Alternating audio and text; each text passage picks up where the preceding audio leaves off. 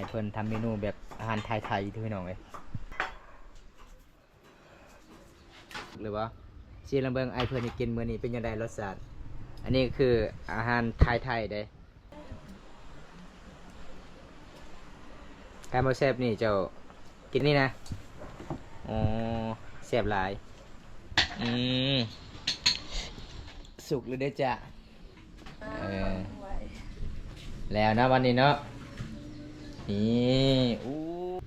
พอดีแซ่บเอาสำนี้เนาะ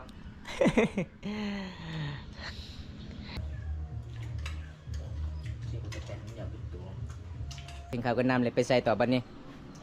ตำข้าวอ๋อซอยแม่ตำข้าวบ่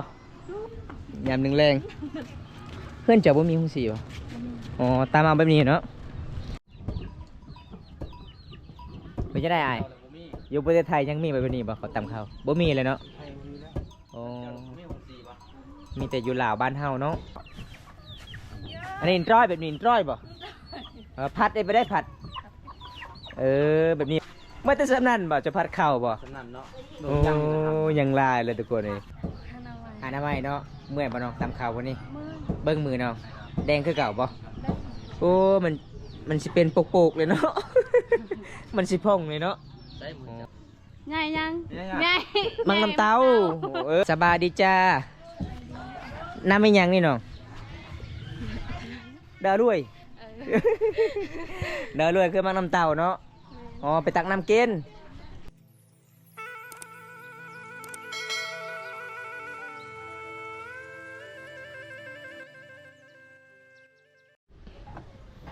เบี้ยบ้าไม่อยากกันพี่ไม่ใช่ยังสุกเลยปะขอป้าเมียบ้าเมียนมาไม่กล้องสุกเลยปะชายเบียนอ๋อส่วนไอ้เพื่อนกับสีต้มไก่ส่วนซอยเบียนกับสีนึ่งข้าวเนาะหุงข้าวอ๋อหุงข้าวเอาเสริญบาวงกับสีลักทั้งห้องสาวเวียนละบัดนี้ คอเลยบ่ดำจะคอนะคอแล้วโอ้คือว่าจะบ่ได้คอเอาอาหารก็สุกแล้วทุกคนเลยนี่ครั้งแรกที่ได้กินอาหารแบบไอ้เพิ่นทำเมนูแบบอาหารไทยๆที่พี่น้องเลย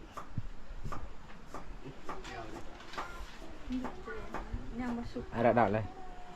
อร่อยเลย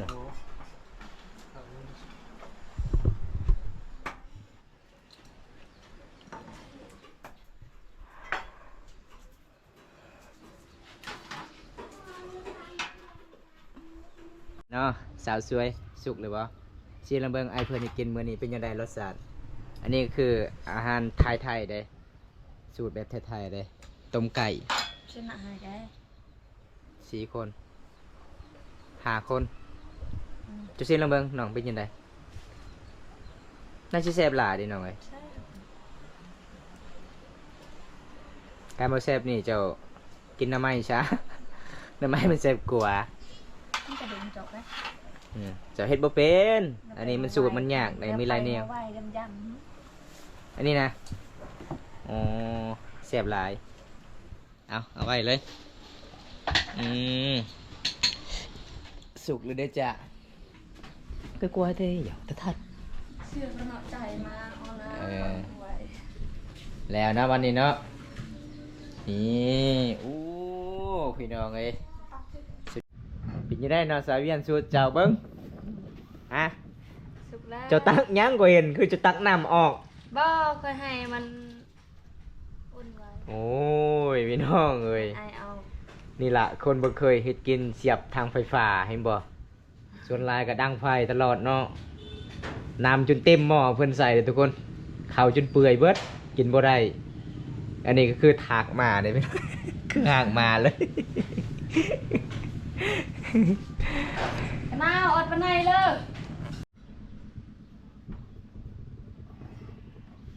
พอดีแซ่บเอาสำนี้เนาะ คนที่บุมีแควนี่กินได้คือจะเห็ดนี่แซ่บเลยลี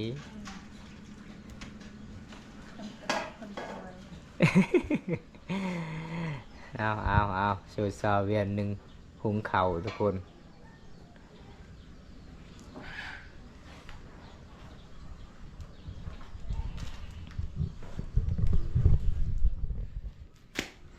หลังจากที่เจ้าได้หม้อนี่นะจักเทื่ออะไรเจ้าเคยหุงตลอดแต่เป็นหยังมาเมื่อนี้จะหุงงามไม่ลี เมื่อวานแล้วเมื่อนี้นะ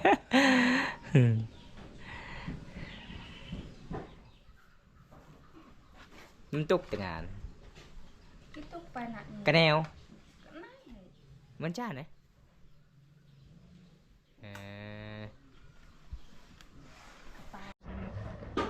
เอาสุกแล้วเนาะอาหารครับวันนี้วันนี้ฝีมือสาเวียนสุดยอดหลายได้ เอาเป็นยังเขื่อนั่นอีกเขื่อมาติดเข่าอีก kinh cao กินบ่ได้บ่เข่านี่บ่ đấy เป็นยังคือบ่กินบ่แซ่บ sao cân tại kinh hàng mình bội โอ้ không มันบ่สิ้นเนาะเอาFC นี่เด้อกินข้าวกินน้ำมื้อนี้ mà đây là kinh cao FC นี่มาได้ทุกคนเลยกินข้าวนำกันนี่อาหารแบบไทยๆไอ้เพิ่นเฮ็ดกินสูตรแบบอาหารไทยทุกคน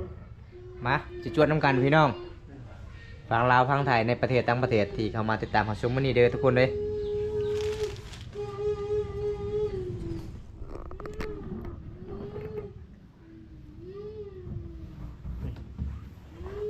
ลงมือเลยฮะ ông buông đó này mà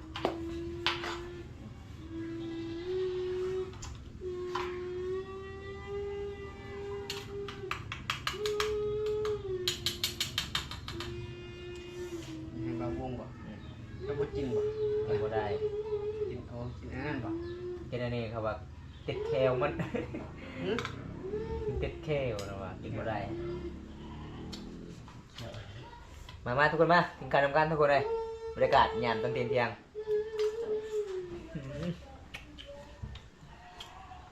แซ่บ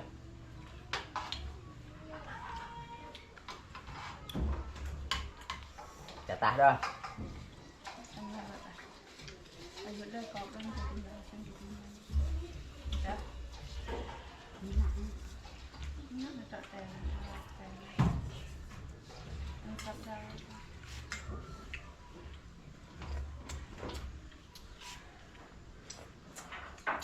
นั่นแหละจิตลาดนั่นแหละ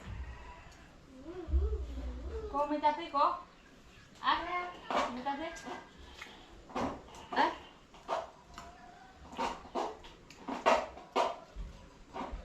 nhưng mà mình là gì đó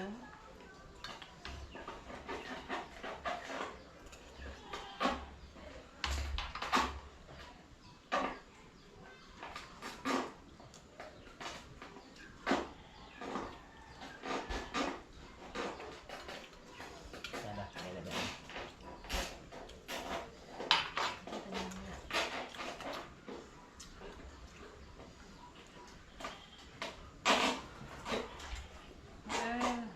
nó chỉ ăn cô được cái อ้าว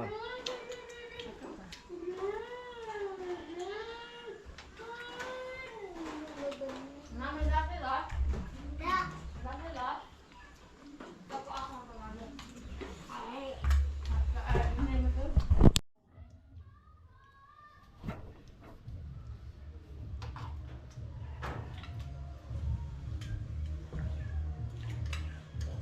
ที่มันจะแต่งมันอย่าเป็นตัว cái nào cậu khoảng đấy làm xong rồiตาลับตัวอันตาไม่หลายเยือนเพื่อทางมาเยือน đúng quá tại vì nó có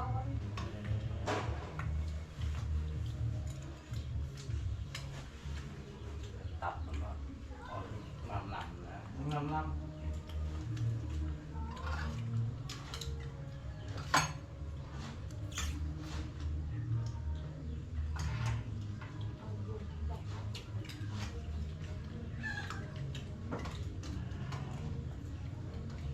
รวมกันเดี๋ยว lực có thể phải đập rồi cầm này mà nè cái gì cho biết kim đáy tạ coi lắc lắc là tạ lắc rồi cho lắc đang tập đầu hai lắc lung luông tạ coi tạ tạ cái thằng mà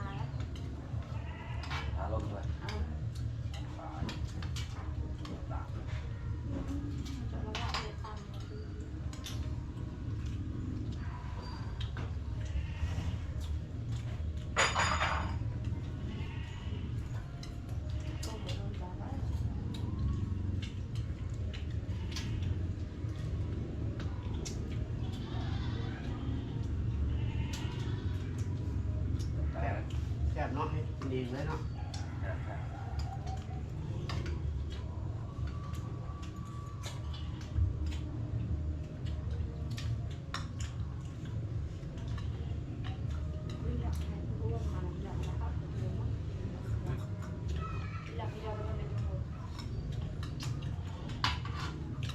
แซ่บหลาย ทานจนหมด ข้าวกระเบิดอาหารกระเบิดบัดนี้เดบหมดก็คือข้าวติสาวเวียนหุงมานี่โอ้ หุ้งลายเนาะ หุงหลายอีหลี มันบ่แซ่บแต่ว่าหุ้งลาย เอาสาวเวียนหลังจากกินข้าวกันน้ำเลยไปใส่ต่อบัดนี้ตำข้าวอ๋อซอยซอยแม่ตำข้าวบ่ซอยแม่ตำข้าว hỏi chụp chữa băng แล้วก็ดูดนี่ to lơ chữa nó เอาตอนนี้สาวเวียนกับสิพาไอเพิ่นไปตำข้าวยามหนึ่งแรงเพื่อนเจ้าบ่มีหุ้งสีบ่อ๋อตามเอาแบบนี้เนาะ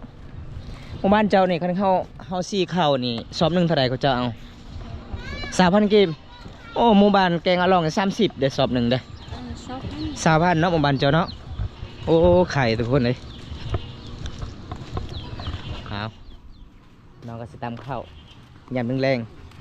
วิถีชีวิตสาวลาวทุกคนนี่โอ้จุดนี้ก็เป็นจุดที่เขาเจ้าก็ตำข้าวเด้อพี่น้องแต่นี่แม่เพื่อนเพิ่นไปตำแล้วก็เลยสายเวียงกาเป็นห่วงอีแม่ไปซอยอีเบียตำข้าวโอ้ไวเนาะไม่เท่าจะตำเนาะโอ้มาฮอด10 นาทีมันสิมุนแล้วนี่นะเออเอา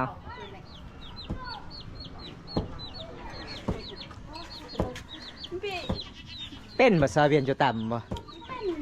วันนี้แหละสิ เออสิประจำวันแต่น้อยๆเอาวิถีชีวิตสาวลาว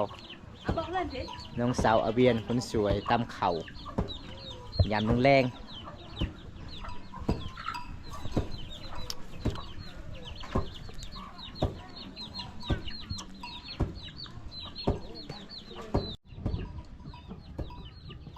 ไม่จะได้อาย เอาแล้วบ่มี อยู่ประเทศไทยยังมีแบบนี้บ่เขาตำข้าวบ่มีเลยเนาะ ไทยมีแล้ว โอ้ เจ้าบ่มีหุ้งสีบ่ มีแต่อยู่ลาวบ้านเฮาเนาะนี่ ไทยเขาสีไทยเขาสีเอา อ๋อ วันหนึงตามเอา บางคนกับคนไทยเขาบ่ฮู้ว่าห้องสี่คิดว่าห้องสี่ใหญ่เลยแต่ห้องสี่ก็เป็นห้องสี่น้อยๆพี่น้องอ๋อสิพัดแล้วบ่ซาเบียนอีแม่พัดเจ้าพัดบ่เป็นโอ้ยแสดงว่าเจ้าพัดบ่เป็นนี่บ่ผ่านแล้วเฮ็ดเวียกบ้านนี่บ่ว่าแม่เฒ่าลูกสาวนี่พัดข้าวบ่เป็นบ่เอ้ยแม่เพิ่นว่าเป็นคือกันแต่ลูกสาวขี้คร้าด ยังดังอมแต่ดังดรอยเอาพัดลองเบิ้งสิเป็นแบบได้เขาพัดเข่านะแอลเจ้าแข้งแอลเจ้าอ้อน ร้อย ดรอยเว้ย นี่แหละชัก กาเชร เอาไล่เลยเอาหน่อย เบี้ยไว้เหรอเนี่ยก็โตะเนี่ย นี่กันมูนี่ เออ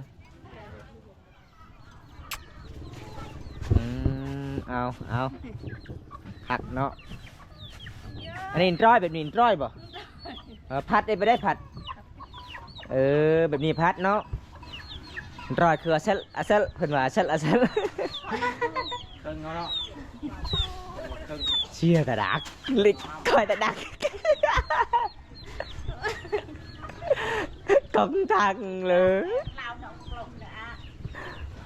เขาให้ได้อีกของเราของพี่สาว อ๋ออันนี้คือห้ามเนาะห้ามตัวอ่อนแล้วก็เอาไว้เกลือเป็ดเกลือไก่ ต้องหั่นคักเนาะ บ้านจีนจีนนี่ บันสวนเด้ไม่นั่นที่ตาปรึบปรึบโอ้บุบปรึบโอ้ปรึบ เรา เอ็มโปร นี่กระดังคอย เออ เริ่มนะ เออ ให้ครั้งแรกนี่บ่จะเรียน เพิ่นว่าดังเลยได้เอ้าแล้วอ่ะย่างได้หนองเอ้ยยังบ่ทันยังทันเบิดได้นั่นได้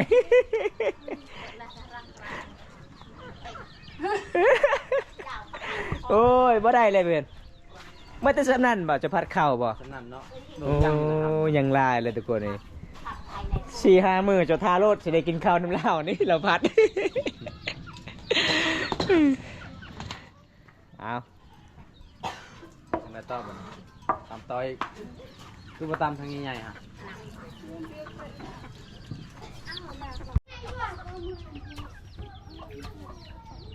คือจะได้กินประมาณยังไง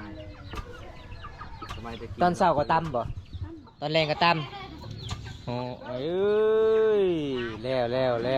ไปแล้ว เจ้าบ่ได้เก็บเบิดนี่บ่ได้เด้ซาเวียนเก็บหมดเด้